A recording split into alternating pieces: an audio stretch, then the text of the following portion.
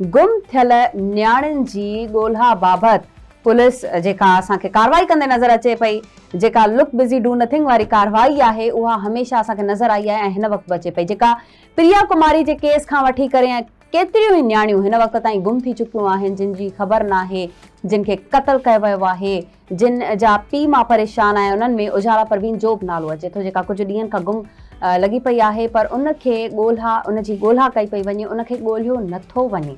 ॻोल्हा त कई पई वञे, सिर्फ़ु पेपर वर्क आहे, सिर्फ़ु विज़िट्स आहिनि, उन्हनि जे पीउ मां सां मिलणु आहे ऐं बसि ॿियो कुझु बि न। इन हवाले सां नाज़रीन असीं पंहिंजे मेहर जे रिपोर्टर खे लाइन ते वरितो आहे। ज़हीर अब्बास साहब असां सां गॾु आहिनि। इन टॉपिक ते शुरूआत खां वठी हिननि जी नज़र आहे ऐं बहितरीन रिपोर्टिंग करे रहिया आहिनि आवाज़ टीवी ते।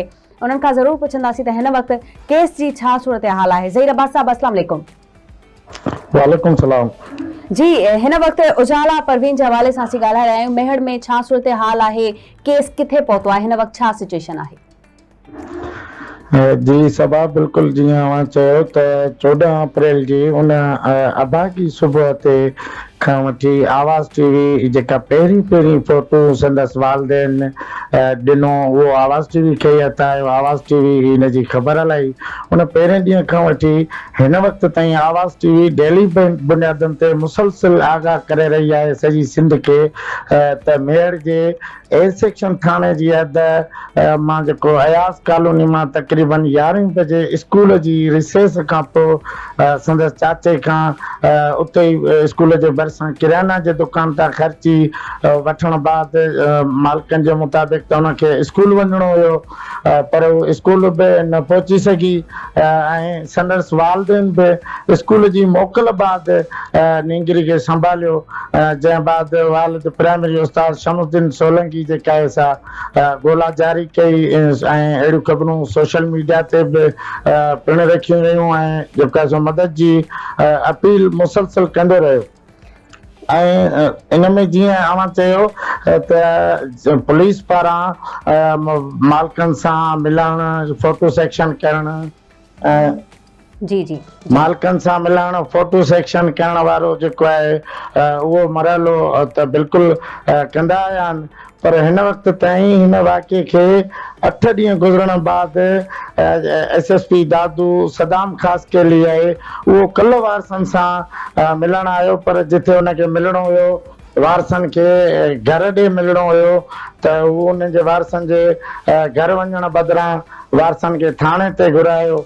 ऐं हिन वाक़े में पहिरियों जीअं फोटो सेक्शन जे लाइ 5 रुकनी कमेटी ठाही वई ऐं 6 ॾींहंनि खां पोइ का बि अचीवमेंट लीडर जी मुतालिक़ का बाज़ियाबी न थी सघी त ऐं मां ईअं चवंदुसि त आवाज़ टीवी उन मुतालिक़ साञा आमदनि थोरे शहरनि सां ॻाल्हि ॿोल कई। उन खां पोइ CM सिंध मुराद अली शाह ऐं मेरठ शहर जे MPA फयाज़ अली बुट पिण नोटिस वरितो, जिन DIG तारिक रज़ा धारेजो सां बि हिन नींगरी जे मुतालिक़ ॻाल्हि ॿोल कई। जीअं अवां चयो त प्रिया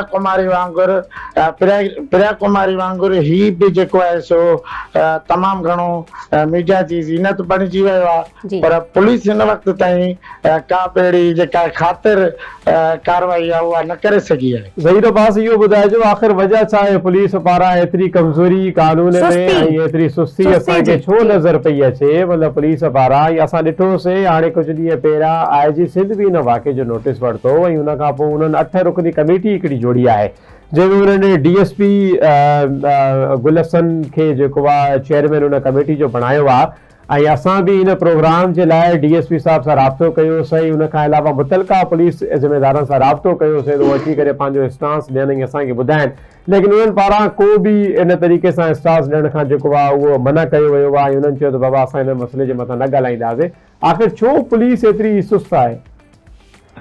जी मुबशर बिल्कुलु जीअं मां चयो त असां जेको आहे असां ॻाल्हाइण खां अवॉइड करे रहिया आहिनि ईअं ई आवाज़ टीवी पारां मुसलसिल SHO ए सेक्शन मोहम्मद इब्राहिम सुमरे सां पिण ॻाल्हि ॿोल जी कोशिशि कई आहे त हू बि जेको आहे सो मीडिया ते अचण खां अवॉइड करे रहियो आहे। इवन कल्ह आवाज़ टीवी हिकिड़ी ख़बर हलाई आहे जंहिंमें आवाज़ टीवी मूं हुन खां SSP खां सवाल करण जी ऐं कोशिशि कई आहे त साईं बाज़ियाब चोन थी थिए त मूंखे बि जेको आहे सो चई त तव्हां थाणे ते अचो ऐं मालिकनि जे घर वञण बजाए जेका नींगरी उजाला परवीन जेका अगवा थी वई आहे उन्हनि जे घर वञण जे बजाए संदसि अमड़ ऐं पीउ खे जेको आहे सो घुरायो थाणे ते ऐं थाणे ते ई तफ़सील हुन वरिता।